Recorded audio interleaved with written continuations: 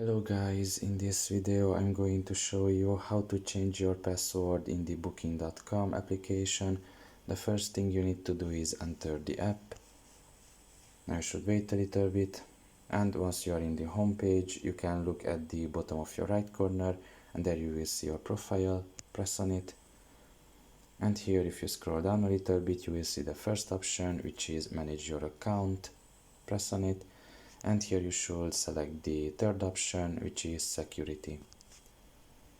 Now here you can see the first option, which is password. You can just press on it, and in order to change your password they will send basically a reset link to your email address, and from that point you can just basically check out the email that they have sent to you and proceed basically with the steps that they have written in there, and you can basically just easily change your password afterwards.